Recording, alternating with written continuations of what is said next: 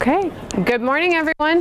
Morning. Thank you all so much for joining us for this session today. I know you have a lot of options, so I appreciate that. My name is Jill Ferenc. I'm the Acting Community Development Director. Very good. So this session is for the New Orleans Square Revitalization Strategy and Initiative in Broken Arrow, and so we're glad you're here. Thank you for joining us. We're going to cover a few topics. I know we don't have a lot of time, but we'll try to leave some time at the end for some question and answers. And then if we run out of time then, of course, we'll be at our booths afterwards. So be happy to talk to you more. So a few things that we'll go through today. First is just the New Orleans Square boundary, kind of that area that's identified as the focus of the city's efforts, to start with that. And then also the background and goals on, why is this important for the city? What have we heard from the community? And why is this a big focus for the city of Broken Arrow and the community? I will also cover the New Orleans Square Overlay District that was recently adopted. And then we'll also talk about the programming that's happening, because it's not about just the ordinances and the improvements that you're seeing, but also bringing that life back into it, the part that the city has taken initiative on, and then intersection improvements. So this is the overlay district map, and so this does go with the zoning ordinance, but it also really identifies the opportunities in New Orleans Square. So the boundary covers, of course, the commercial corridor right at the intersection, but you'll see that it stretches to the southwest portion as well to capture the part that hasn't been developed yet. That opportunity that lies there, that's going to be pivotal for really seeing the change that we want to see and really enhancing upon the businesses we already have and adding more commercial where there's parking right at the intersection. And so the opportunity that lies itself here to the southwest is really the potential for bringing more housing to the area to support more commercial, the commercial that's already there at the corner, but also the potential for new commercial development to come in right at the intersection. What intersection is that? New Orleans and Elm, 101st and Elm. And just to touch on too some of the history, I've been with the city of Broken Arrow for 3 years, but I've definitely heard from the community, and the conversation started from even before then, from a committee and the work that was done to bring us to this point. And I would also say that this intersection is something that for people that have been here for a long time has meant a lot to the community, because it's where people would shop. That's where, it was platted back in the 80s, and that's how development occurred back in the 80s, as you know. And the retail environment's changing, but it's something that is near and dear to the heart of Broken Arrow and is really a big focus to bring it back to the current times and bring more life to it. So with the overlay district zoning, the goals that were in place is to improve the ability of existing owners to redevelop their sites.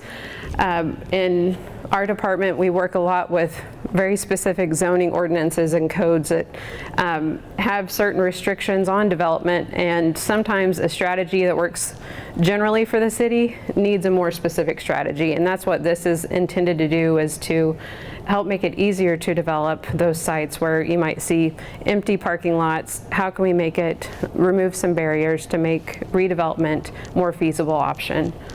And also increase the opportunity for non-auto trips within the district. So improving the ability for people that already live in the neighborhoods around this to be able to walk to a store or to a restaurant.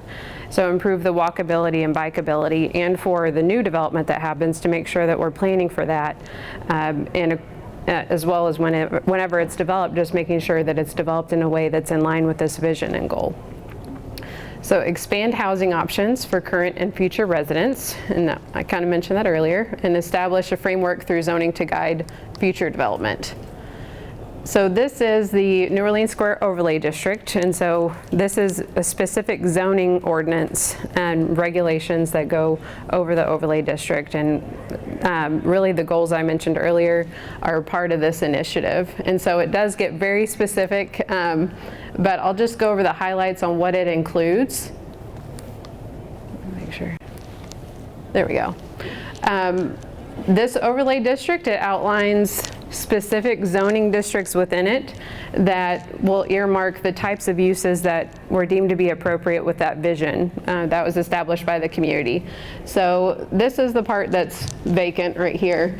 And as you see, the edge is NT2, neighborhood transition, and so that's intended to be a lower intensity residential because it abuts single family residential, so just making sure that that's compatible.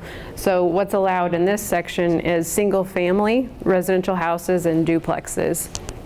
But as you get further away from the existing neighborhoods, the UN, Urban Neighborhood District, allows for more medium or high intensity residential uses to help support, bring more of a population into this area to support more commercial growth and development at the core.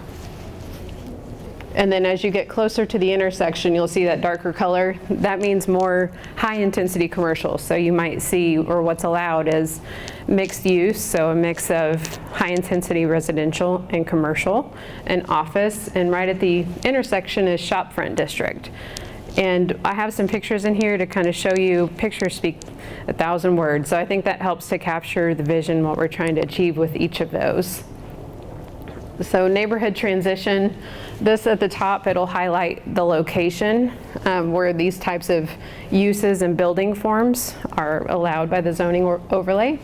And so this is the one that would be next to an existing neighborhood right at the edge.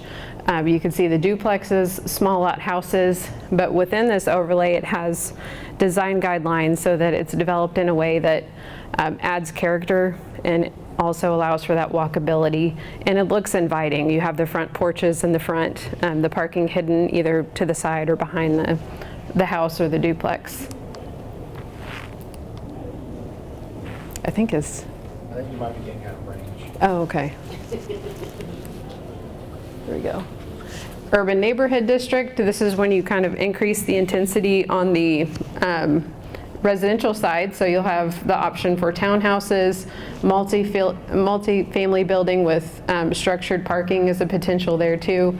So as you get a little bit further away from the single family neighborhoods, you can grow in your density through the overlay district. And so we have had some interest in this, and since this overlay was adopted, it's a way that could help support the commercial.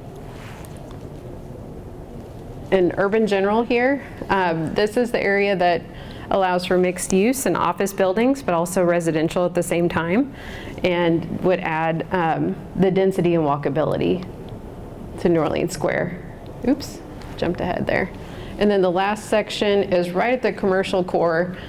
It's really designed to be, I won't say it's not to recreate a downtown feel, but bring in those elements that you see the front of the building, it's attractive, you can see in the windows, it's something that draws you in, but also has the height of a two-story building, so it brings in that sense of place and that destination that we're looking to achieve with this intersection. Another important component of this is programming, just bringing life and events, getting people interested in Orleans Square again that may not have visited in a while, so that they can see the shops that have opened up, that have been there a long time, and start to recognize these businesses, but just draw attention and bring people there and know that improvements are happening. And so with that, I'll kick it off to Tim on that end. So as I might actually yell into the microphone. So as part of the city's initiative, the best way to start a project, an overlay like this, is for the city's investment first. So similar to what you saw in the Rose District, the City of Broken Arrow has established a budget and a plan to revitalize that intersection, that district. To plant the seed for future growth, if you will. Very similar to what we saw and what we saw the return on in the Rose District. And that was our mission, that was our statement, and that's when the Engineering and Construction Department, in coordination with city management and other entities such as the Community Development Department, utilities and streets, we all worked together to come up with this concept of how to best revitalize this intersection and invest into it. And as part of that, I kind of built a timeline of how this all went through. So the Engineering and Construction Department in 2021 established a contract with Kinley Horn. They are our architect and engineer for this project. They created a design for the project, and we did what's called a feasibility. And through that feasibility, we committed forces and committees and several design iteration meetings with the public. We developed a New Orleans Square Advisory Committee, where a group of invested individuals in the community came together to review these concepts, see what the community actually wants. And through that, there was multiple styles of the intersection that were reviewed and ultimately decided upon a ultimate goal that aligned with the committee's goals, and we've taken that to council and got full council approval. So with that, we were able to take that concept and we went to full final design, and that was in September of 2021. So as Travis's previous presentation in this room kind of talks about, you know, a concept to design could very well be upwards of 2, sometimes 3 years. We did this in the same year. And then going out to bid. So when we talk about utility relocations, property acquisitions, and just the general, all the elements in between, it could take several years in that iteration. And as you can see, we went out to bid for this in April of 2022, and we opened bids and awarded the project in May of 2022, and then my contractors kicked off very quickly in June of 2022. We had a very tight time frame and very, very specific goals in mind, and we kept that through the entire development of the contracts. And so the one thing to highlight there is 18 months from concept to start work. It was, and this is on a just under a $5 million project of constructed value. The timeline on it was absolutely incredible. Here at the city, I've been here for 8 years. I know of one other project that we cranked down the timeline, and that was for an emergency water line tie-in. It's incredible. So we contracted with Diversified Civil Contractors. This was an open public bid, and they gave us the best responsible bid at $4,465,000. We got the notice to proceed for June 1, and the phase 1 through 4 with some additions, we ended up completing that as of January of 19. January 19th of this year. They really hammered it to get through there. It was a lot. You probably have drove through there. You noticed some of the pain. Pain is progress sometimes, and that's what we had to keep reminding ourselves. It was great. They did well. Worked with all our departments, got that concrete in. There is another phase we'll talk about. So overall completion, we're shooting for May of 2023.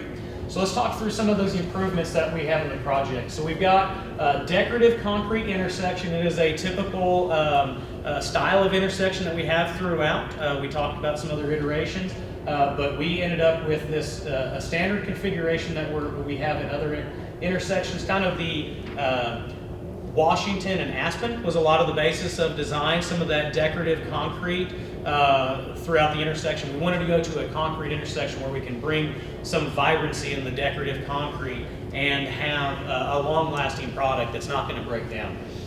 We do asphalt mill and overlay in these other sections outside of the intersection to clean it up and make it nice and neat. We have around 2,400 feet of 12-inch water line in there. So throughout that intersection, that water line, if you were to pop off this sidewalk right here, the existing water line was right underneath the sidewalk. So important to investing in this area to support an overlay district, massive growth, is making sure they have water. That was one of the most critical elements of doing this intersection, but it's one of the ones that you don't see very much. So it's kind of interesting. Landscaping, irrigation, hardscaping, entranceway gateways, street lighting, traffic signals, a lot of these same elements that went into the Rose District, same concepts went into this. So this is kind of some of the profiles that kind of went through here. And this is the overall footprint that we're kind of seeing that came in. We talked about a change early on, so what we wanted to do is take a step back and look through. We ran fast. We ran real fast. So we got into construction and want to step back through a lot of advice and bring this thing in through our wonderful partners throughout the city and with our city council. Came up with a color scheme that really paired well with the intersection and branding and thinking, hey, New Orleans Square and branding. So this medallion in the middle of it is going to be a vibrant blue concrete with a white border. The blue concrete we spent, I can tell you, we spent an exuberant amount of time trying to get this blue concrete perfect. I have never done blue concrete. I have done billions and billions of dollars in hospital work and high-rise concrete, and I have never done blue concrete. And it was there is no blue concrete in the state of Oklahoma that's not just a painted on. So this is an integral part of the intersection. It's going to be fantastic. So that portion. So where we're at right now, and we'll just kind of talk through some of these side elements. Kind of a walkability throughout the intersection, a 10-foot trail. We also added in an addendum to take the 10-foot trail that went across this southern side all the way back to the tie-in with the 10-foot trail as part of another connectivity project, the New Orleans Street sidewalk improvements. So that was taken all the way back to the east as well, or the west rather.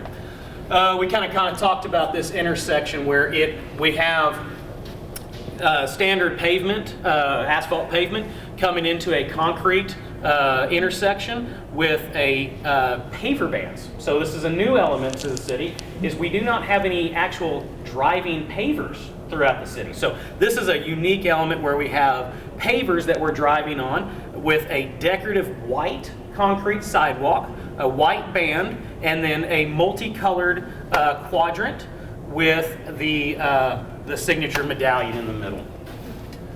So we talked about the gateways. These are the gateways that are going to be on all four corners coming into it. So again, trying to bring in that branding like we did in the Rose District, trying to make this its own element, and that is what combined with the overlay district. It is these are very big elements that'll be in the medians and on the sides, kind of highlighting welcome to this zone. Throughout, we'll have landscaping elements, very typical throughout town, trying to make it, keeping in mind our parks department has to maintain all these. So they have to be familiar with it. Irrigation systems that they know how to run, and that is elements that we brought in here. And the teardrop light poles, very similar to the ones we have down on the Rose District, so that we have standard parts. We can repair these things, we can modify them, we can do things that we're accustomed to. So let's talk about the progress. So right now we met the January 19th, getting out of the no left-hand turns, and we were able to release traffic to normal flow. We're running through quadrant basis where we're going from one quadrant to the other with lane drops, so we can do all this outside sidewalks and landscaping. So you kind of see here where we did get all the concrete on the intersection here done, and you can see these different colors. It's a little bit of dust and debris from construction, so we're going to clean that up. When we do this medallion, you don't see the blue medallion right now, but so come March, we will, when school lets out for spring break, March 10th at 5 p.m., we will be implementing a traffic control phase that is going to be rather aggressive, so that we can take 10 days to come in here and knock out this what we call sacrificial pavement. We're going to knock that out, and then we're going to install the band, and then we're also going to have asphalt operations on all four corners, pulling out asphalt, making sure that we can get all that cleaned up and nice, and then striping. And we have 10 days of working almost 24 hours a day to make this happen. So our partners at Diversified are committed to make it happen, and we'll be right there with them. So is that intersection going to be closed? So we will not close the entire intersection. There will be lane restrictions and likely some sort of configurations where maybe east-westbound may only turn right. So there'll be north and south. We'll definitely keep to the main corridors, right, to and from the expressway. So we'll be keeping those open, and we'll have to do something a little different with the east-west. So, but the key is to make sure we do that during spring break so that we have a gigantic school to our east for traffic flow that we see back up into our intersection. Are they going to send that information out? We will, yes. So we are meeting next week to finalize these concepts. We need to see where we're at in the process, how we want to attack this. We need to get a good forecast on the weather. So, you know, it's not waiting to the last minute. You just kind of got to see what the forecast is going to do to us. So at that point, we will finalize the design, make sure that we're good through city management and our partners at the schools and our business partners at the New Orleans Square, make sure that everybody's got buy-in, and then we will solicit, we'll send out social media and full social media press on I it. was going to say, because I can hear the folks now screaming bloody murder if they were told about this. Absolutely. No, we hold monthly meetings with our merchants at the square. We will be pushing out as much social media as possible and make sure that it's well known.